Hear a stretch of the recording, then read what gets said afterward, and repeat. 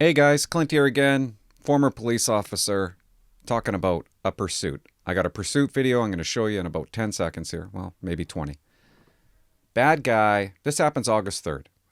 Police catch up to him around 2 in the morning. What bad guy does, he goes to a repair shop, steals a vehicle, backs into another vehicle. The store owners follow him, and they call it in to the police.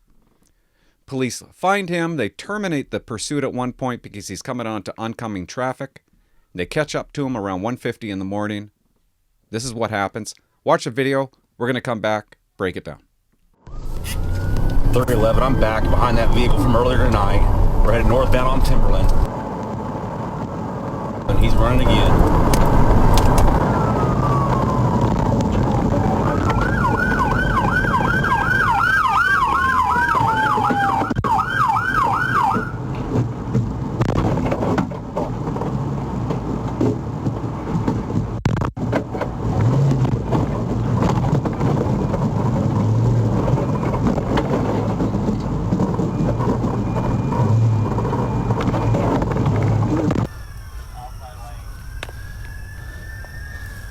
Spikes are set.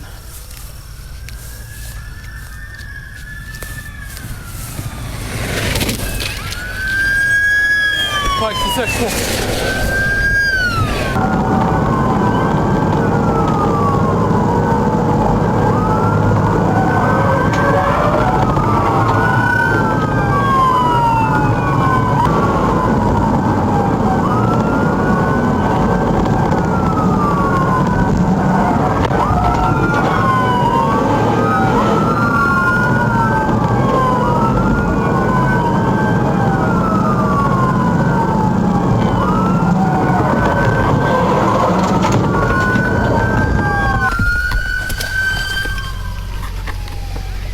Let me see your hands!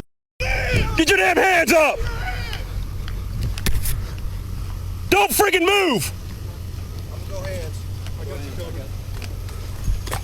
Yes, sir. No hurt. Ow, ow, ow, ow. Pull him through. No, no. Get out. Get on the ground. I'm getting out. Ah, my leg. Oh, we're good, we're good. We've got enough people on top of him. Ow. Ow. The 311, he's in custody. Ow.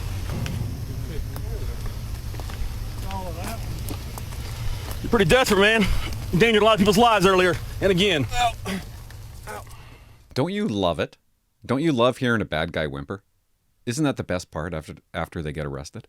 It's the best part. I love it. Makes me giggle. Okay, let's break it down. Right off the bat. Let's go.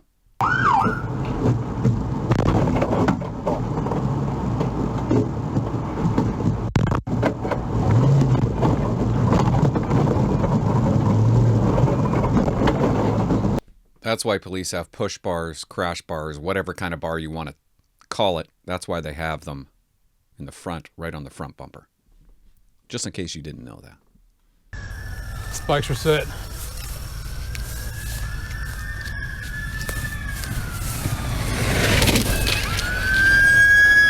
Spikes successful. Spike belt. Successful. Very dangerous. I didn't like my members using the spike belt because we didn't practice it enough. We just didn't practice it enough. The guy's out. He has a lot of distance. He's off the highway, which is good. A lot of police officers don't do that. What does bad guy do? They hit the police officer. So, spike belt. Scary. Scary. A lot of the times when a cop will throw it onto the road, they'll leave it there. Bad guy goes over it, and so do all the other cop cars. This guy knew what he was doing. There was enough distance. The other police officers knew the spike belt was coming, so they made some distance between bad guy and when bad guy went over the spike belt, the cop did a good job. He pulled it right off the road right away and successful. Nailed 3 tires out of 4. Went from 100 miles an hour to 30. They work. But God, man, when I was a cop, they scared me when I knew my members were going to deploy the spike belt. Because we just didn't practice it. We did practice it every now and then. We'd be sitting around behind a mall, having a cigarette and a coffee, talking, and we'd bring the spike belt out, and we'd all take turns throwing it, and we were terrible at it, god awful at it. RCMP just didn't pursue enough. We didn't hardly use the spike belt. I'll tell you why we didn't pursue in a second.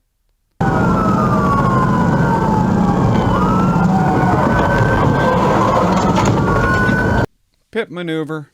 Pursuit intervention technique. Just thought I'd throw that out there. Don't freaking move!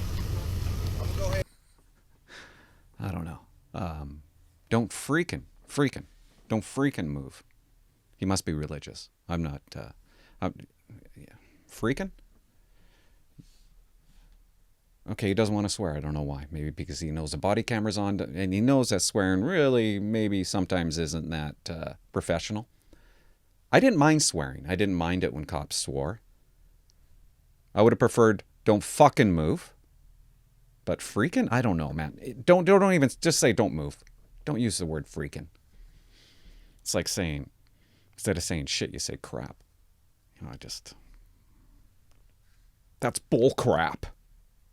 What? You're full of bull crap. Like, it just doesn't sound right. You're full of shit. You're full of bull crap. Don't freaking. Or frickin'. Don't you frickin' move. No.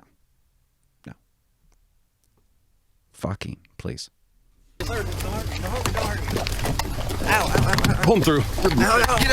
Get on the ground.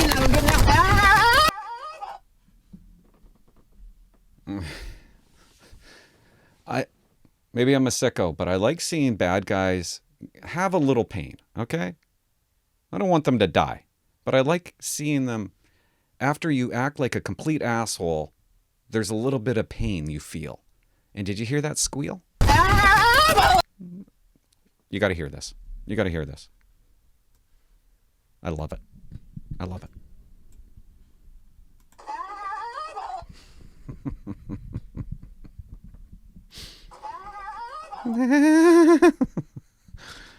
Sorry. I gotta listen to it again. Come on, you gotta like that. It sounds like he's having an orgasm. Like, what the fuck is that? Squeal. That is a squeal. Oh, let's keep it going. Oh, we're good. We've got enough people on top of him. Ow. The 311, he's in custody. Ow. He just does all that. Just about kills people. Pursuits are so dangerous. Just about kills people. And, ow, big old tough guy. I didn't mean to. I was just joking around, guys. I was just joking around. You're pretty desperate, man. You endangered a lot of people's lives earlier. And again. You damn tootin' rootin'. Good video. There was no shooting. They were calm. They were using the words freaking. Not a bad video. Got the bad guy. Pursuits. Can we talk about pursuits for a quick second? RCMP don't pursue. Did you guys know that? They don't pursue. When I was a cop, we didn't pursue vehicles. The only reason we would pursue a vehicle is if we feared death and grievous bodily harm. In other words, we knew that bad guy was going somewhere to kill somebody. That's the only way we were allowed to pursue. Any other reason, basically, the pursuit wasn't justified. And if the pursuit isn't justified and bad guy crashes and hurts himself or hurts somebody else, that member is hung out to dry by the RCMP, and they're going to get their asses sued off. Why? Aren't you wondering why RCMP don't pursue? The commissioner explains it, actually. A short clip, about 10 seconds. She tells you why. This is why. Example, our fleet, for example, is not insured because our fleet is so big it would be too costly. So whenever we deal with any type of vehicle collision, it is through litigation. Yep, you heard it. That's why we don't pursue, because none of the vehicles are insured.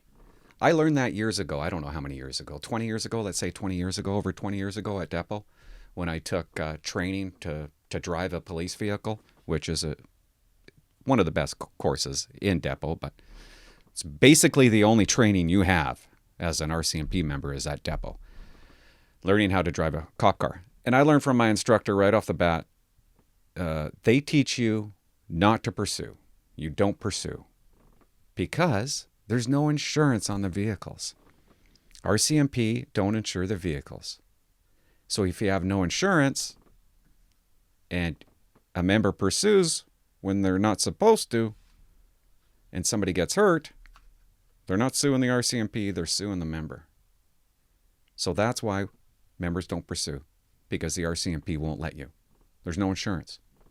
All the vehicles, no insurance. The States, I heard, is a little bit different. They have insurance on their vehicles.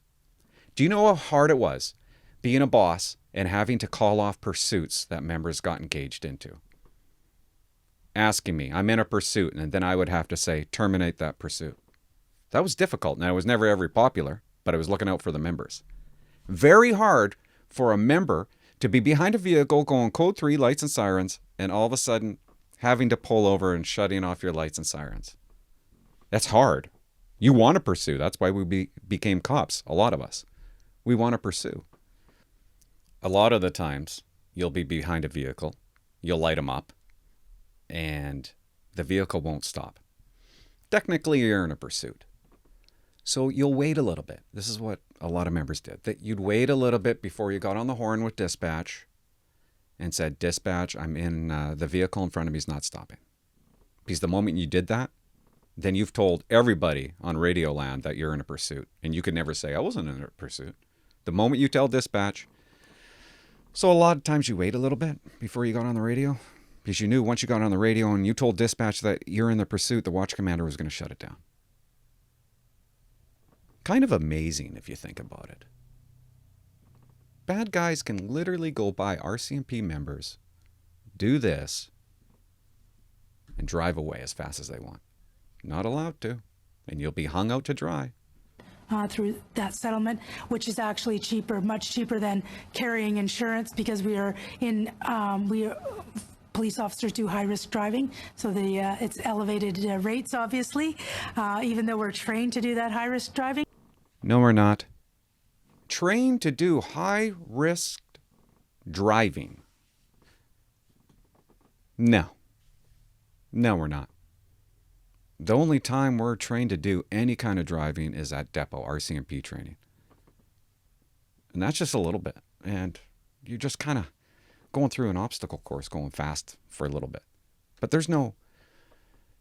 It's kind of silly if you think about it, that, you know, the amount of times that we go code 3 to a call, lights and siren, the only training, the only practice that we ever had was in depot. There's no pit maneuver in the RCMP. That doesn't exist. It doesn't exist. There's nothing like that. You would think that there'd be more focus on training when it comes to driving a police vehicle. Do you know how many members get in a car accident? Happens all the time. Maybe we should be trained. Maybe they should be trained a little bit more on driving a vehicle. Maybe the RCMP should be focusing on that a little bit more. Just a little beef I wanted to share with you that I never really enjoyed. I honestly love it when I hear her talk. I just do. I love it. It just gives me so much material to work off of and to really set it straight. Guys, subscribe to my channel, okay? I appreciate what the people that have subscribed. Dustin Dahlman. Just got in contact with Dustin Dahlman. And he's coming over for an interview, and we're going to sit down and talk for an hour, 2 hours, 3 hours. I don't know. It's up to him.